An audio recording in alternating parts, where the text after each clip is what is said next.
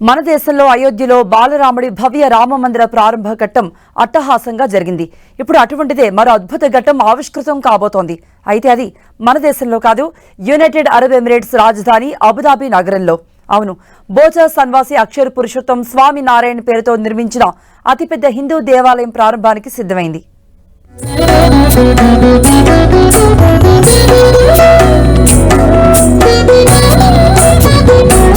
అయోధ్యలో బాలరాముడి విగ్రహ ప్రతిష్టాపన కార్యక్రమం దేశం మొత్తం ఆధ్యాత్మిక పరిమళాన్ని వెదజల్లింది. దేశమంతా ఒక్కసారిగా జై శ్రీరామ్ నినాదాలతో మార్మోగింది. ఇప్పుడు మన దేశం బయట అది అరబ్ దేశంలో అతిపెద్ద హిందూ దేవాలయం ప్రారంభం కానుంది. ప్రధాని మోదీ చేతుల మీదుగా యునైటెడ్ అరబ్ ఎమిరేట్స్ రాజధాని అబుదాబిలో బోచ సన్వాసి అక్షర్ పురుషోత్తం స్వామినారాయణ్ పేరుతో అతిపెద్ద హిందూ దేవాలయం ప్రారంభం కానుంది.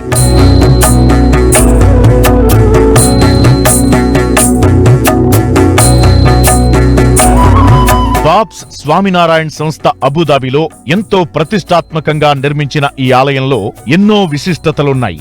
దుబాయ్ అబుదాబి మార్గంలో 27 ఎకరాల్లో 55,000 చదరపు మీటర్ల పరిధిలో దాదాపు 700 కోట్ల రూపాయల వ్యయంతో దీన్ని నిర్మించారు. ఇది భారతదేశం వెలుపల అతిపెద్ద హిందూ దేవాలయం. రాజస్థాన్, గుజరాత్ రాష్ట్రాలకు చెందిన 2,000 మందికి పైగా శిల్పులు, కార్మికులు 3 ఏళ్ల పాటు శ్రమించి ఈ ఆలయాన్ని నిర్మించారు. 108 అడుగుల ఎత్తు, 262 అడుగుల పొడవు, 180 అడుగుల వెడల్పుతో ఈ ఆలయాన్ని ఎంతో అద్భుతంగా తీర్చిదిద్దారు. అరబ్ దేశం 7 ఎమిరేట్లకు ప్రతీకగా ఈ గోపురాల్ని నిర్మించారు. రాజస్థాన్ నుంచి దిగుమతి చేసుకున్న పాలరాయిని వినియోగించారు. వేలాది మంది శిల్పులు, కార్మికులు దాదాపు 3 ఏళ్లుగా శ్రమించి ఈ అద్భుత కట్టడంలో భాగస్వాములయ్యారు.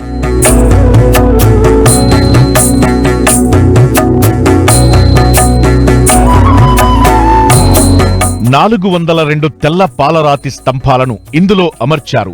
ఒక్కో స్తంభంపై దేవతామూర్తులు, నెమళ్లు, ఏనుగులు, ఒంటెలు, సూర్యచంద్రులు, సంగీత పరికరాలు వాయిస్తున్న విద్వాంసులు ఇలా అనేక శిల్పాలను చెక్కారు.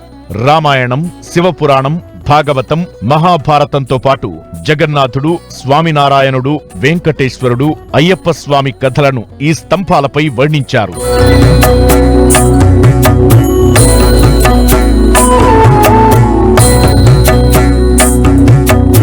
ఈ ఆలయం దిగువ భాగంలో పవిత్ర గంగా, యమునా నది ప్రవాహాన్ని మరిపించేలా కృత్రిమ ప్రవాహాన్ని, ప్రత్యేక ఫోకస్ లైట్లను ఏర్పాటు చేశారు. ఆలయ ప్రాంగణంలో సందర్శకుల కేంద్రాలు, ప్రార్థనా మందిరాలు, ఎగ్జిబిషన్లు, లెర్నింగ్ ఏరియాలు, పిల్లల క్రీడా ప్రాంతాలు, ఉద్యానవనాలు, వాటర్ ఫీచర్లు, ఫుడ్ కోర్ట్లు, పుస్తకాలు, గిఫ్ట్ షాపులు ఉంటాయి. మందిర్ ఫౌండేషన్ పెద్ద సంఖ్యలో సెన్సార్లను ఏర్పాటు చేసింది. భూకంపం, ఉష్ణోగ్రతల హెచ్చుతగ్గులు వంటి వాతావరణ మార్పులపై అవి నిరంతరం డేటాను సేకరిస్తాయి. ఆలయం నిర్మాణానికి 40,000 క్యూబిక్ ఫీట్ల పాలరాయి, 1,80,000 క్యూబిక్ ఫీట్ల ఇసుకరాయిని ఉపయోగించారు. 18 లక్షల ఇటుకలను కూడా వాడారు. ఇక్కడ ఇంకో విశిష్టత కూడా ఉంది.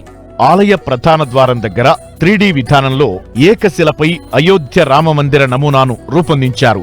ఈ అద్భుతాన్ని వీక్షిస్తే సాక్షాత్తు అయోధ్య రాముణ్ణి దర్శించుకున్న భావన కలగనుందని చెబుతున్నారు.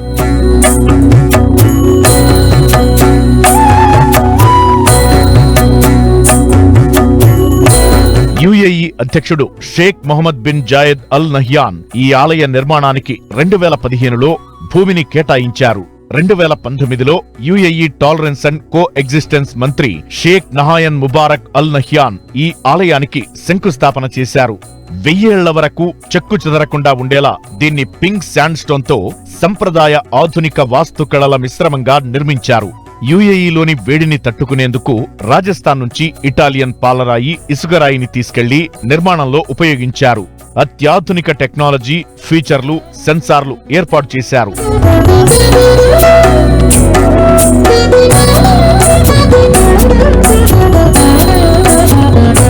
అరబ్ దేశాల్లోనే ఈ దేవాలయమంత పెద్దది మరొకటి లేదు.